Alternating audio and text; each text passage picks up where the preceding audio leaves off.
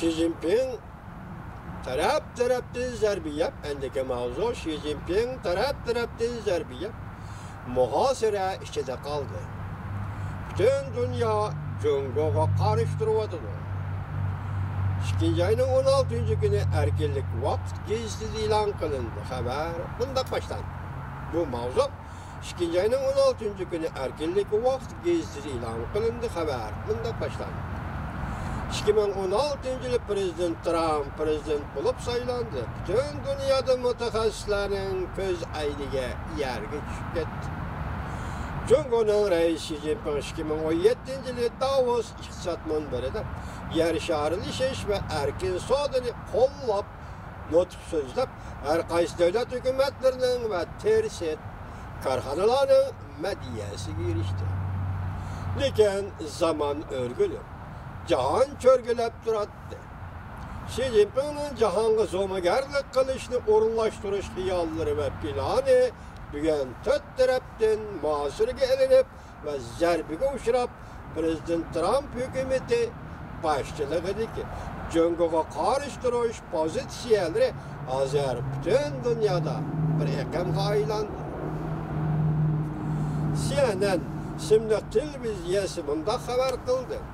O'tgan 2 aydan beri Türkiye hükümeti Beijing hükümetinin Şinjan'da qayta tarbiyalash lageri qurganligini aybladi.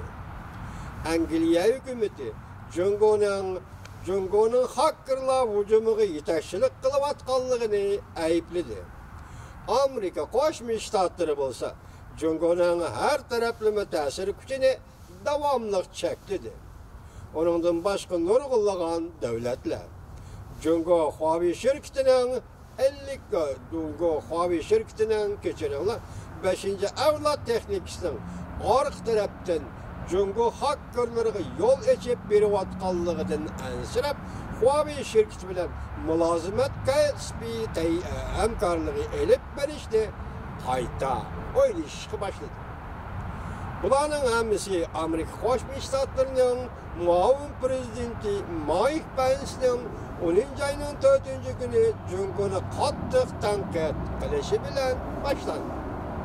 Shu vaqtda muavin prezident Jungo hukumati aqliy mulk huquqini o'g'irlab qolmasdan bulanç xarakterlik bir sifatda iqtisod vositalaridan foydalanib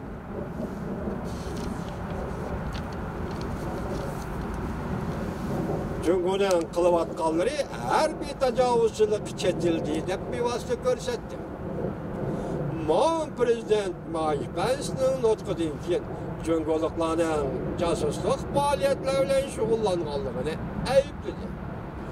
Amerikaning yuqori darajali amaldorlari davlat majlisida va har xil cho'ng so'rinlarda Jungo Amerikaga tahdid selib qolmay, hatto butun dunyoga tahdid paydo qildi deb ko'rsatdi. O'xshashli prezident buyruq tushirib, Jungo bilan keskin savdo urushi qo'zg'adi. Jungoning tuvar mollariga yuqori normalar tamoyishni beji qo'ydi. 2019-yili G'arb dunyosining ansirashlari o'zliksiz kengayayotgan Jungoning Huawei shirkatiga markazlashdi.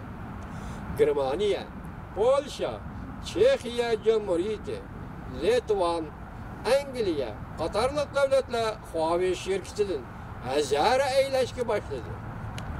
Huawei shirkatidan boshqa Jungoning kishilik huquqini dafsanda qilishi qattiq zarbaga uchradi. Jungo Xinjiangda qurib chiqqan tarbiyalash lageriga 2 milliondan ortiq Uyg'ur va boshqa millatlarni nazarband qilib, bularning hammasi musulmon edi. Amerika bilan Avstraliya tunji bo'lib, Amerika Qo'shma Shtatlari bilan Avstraliya tunji bo'lib, Jungoni bu lagerlarni taqashga chaqiriq qildi. Nurg'unlagan davlatlar Amerikaga agishib sada qaytardi.